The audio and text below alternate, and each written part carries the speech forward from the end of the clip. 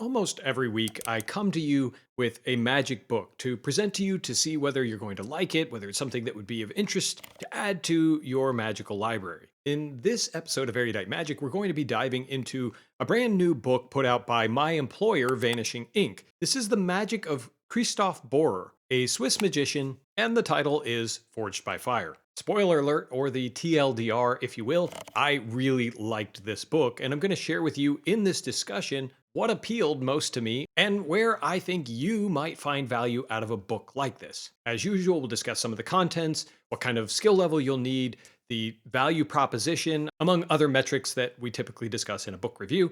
If you're ready, buckle up and let's get right into this. As I said there at the beginning, I want you to be aware as we get into this review that I work for Vanishing Ink, so my views may not be completely unbiased when it comes to our own releases. That said, I am a magic book lover and I want to facilitate a discussion with you about this book. So of course, if your opinion differs from my own, I still want to hear from you down in the comments below, and I'll try to make it clear when I'm talking about facts versus my own opinions. Let's start with a few facts about the book. It is an absolutely gorgeous, well, I guess that's opinion, but I think that this is an absolutely gorgeous hardback book. It's over 250 pages in a very nice 6x9 format. There are over 40 different tricks or routines taught in the book. There are over 100 plus illustrations by the venerable Tony Dunn. And as you might have come to expect, there is a bookmark in the book to keep track of your progress as you read through it. It is a cloth-bound book with some silver gilding on the front, along with the black embossed letters indicating the name of the book. The name of the book itself is kind of an homage to where the source of this material came from. You see, Christoph Bohrer has published 5 books through the printing of this one, but they've all been in German. This book itself is a compendium of 40 plus of the best routines from those books in German and now translated into English. But let's talk for a second about the author. He is a Swiss magician. He's been performing actively for over 30 years in 40 different countries across a broad context of different performing environments. He's fluent in 4 languages: English, German, French, and Spanish. And you might know him for one of his best-selling tricks in the last few years, Get Sharky. Other than Get Sharky, because I don't read German, I was not familiar with his work at all, but I can tell you that I found it to be quite interesting. We're going to dive into some of those specifics about what I liked and didn't like about this book. If you are interested in this book, then I recommend you purchase it from the sponsor of this week's video, Don's Magic and Books. Don is a specialty online shop based out of Minnesota, and he specializes in magic books. He loves them as much as you or I do, which is one of the reasons that I love recommending his store to you. I'm going to drop a link down in the description below so that you can visit it, check out everything he has, like this book, as well as some of the new acquisitions he's picked up from his travels, or even the exclusives that he has with some of the European magic book publishers. If newer books isn't your thing and you're really into older, out of print, or rare finds, then Don has you covered there as well. He often gets in books that are gently used but completely out of print, and he sells them for remarkably fair prices. Check them out early and often because they don't last long, especially because he offers free shipping if you meet minimum thresholds in the United States. I don't know what you're waiting on. Shop with Don's Magic and Books this week. First, the things that I liked. I'm partial to books like this. What do I mean books like this? A book that covers a lot of different variety of types of material. It's not all card tricks. It's not all mentalism. There's a pretty good blend of a lot of different things. There were really offbeat items in here, things with books and pamphlets. There are tricks with runes and pendulums. Of course, there are some card tricks, but I feel like they're different than the usual effects with card tricks. The author also gives you several different versions of banknight plots, smash and stabs, magic squares, and even some heavily story-driven tricks. The book is broken up into different sections, although some of these tricks I think could fall under multiple chapters. For example, at the beginning, he has cards. It's not the last time you'll see card tricks. There are some later in the book under a different section, but I think that the organization still makes sense. After cards, he proceeds with close-up, parlor, and stage, progresses into mentalism, and finally completes the book with storytelling. So what do each of these sections mean? I think the first section, cards, falls more under the traditional card tricks, although I was actually excited to read these plots and thought that there were some very interesting, not only methods, but also effects to your audience. Just as a quick example, the very first trick in the book, it's a pick a card trick, but it's totally different than what you'd imagine. You spread the deck, have your participant pick a card, tear off the corner to mark it, return it, and after a little bit of byplay, when you spread the deck again, all other cards in the deck have lost their corners And the only card in the deck that's still whole is their selection. As you can imagine, there's a little bit of preparation into this, and we'll get into that in future sections. Close up is what it sounds like. These are tricks that are designed to be done in more intimate environments, although many of these tricks I don't think would have any problem playing to a parlor style audience depending on the setting and view from your spectator seats. But he does have an entire section dedicated to parlor and stage material. Obviously, these are items that will play for a much bigger audience. You see a little bit more overlap in here because there are mentalism pieces included in this. For example, anagram, which is a newspaper effect. You tear up the pieces and have someone look at some words, and when you write those up on the board, they form an anagram of some kind of special message that you want to present to your audience. Think of this as like an Eat at Joe's, which is a commercial mentalism effect that I use at a lot of my corporate gigs. I think that this could be a great replacement for something like that if you had repeat business or you just wanted to mix something else in there or try a slightly different effect. So it has that mentalism flair, but he puts it into this section. The mentalism section is a mix of things. As I previously mentioned, there are a couple effects with runes, which are little stones with symbols on them. There's some pendulum effects if you're into that sort of thing. There's a memory effect with a book, a smash and stab with a pair of scissors, and a whole host of different things that are both interesting and unique. Finally, that last section, the storytelling section, is a little bit more of what we would call bizarre magic. If you're unfamiliar with that phrase, it has a lot more to do with setting kind of a creepy atmosphere. Think about a Halloween type party where you're telling some more involved story, and the magic really is a supplement to the story as opposed to being the main focal point. And there are a few routines like that at the end. Now, what I really liked about this material is I felt like there are a lot of really cool ways to use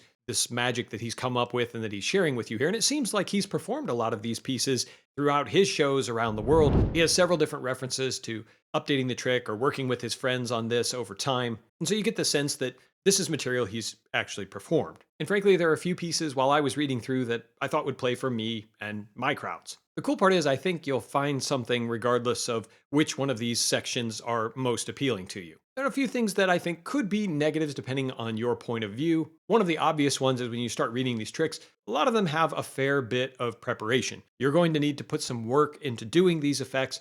So if you're not the kind of magician who's comfortable with some arts and crafts or getting your hands dirty in making your own props, then some of this material just really isn't going to work for you. I, on the other hand, enjoy doing that, so I saw this as somewhat of a positive, although I also understand about myself that because you have to make a lot of these things, gather some things like roughing spray or roughing stick, you have to make your own runes, you have to have pendulum, or even some of the card effects that you're going to need to tear and bend cards or have some gimmicks that you might already have laying around. So be warned, while there are some effects that you can do straight out of the book, and you're likely to have those materials there are a lot of them that are really great, really clever, that you're going to need to do some arts and crafts. The second disadvantage of material like this largely rests on one of the positives, which is that it feels like this is real world material from Christoph Bohr's own repertoire. And that means that it plays well for him and his style. I can kind of tell that he's a more elaborate performer. He doesn't mind having a longer or bigger setup with the audience if the payoff is big enough. There are several times in the text where he writes out that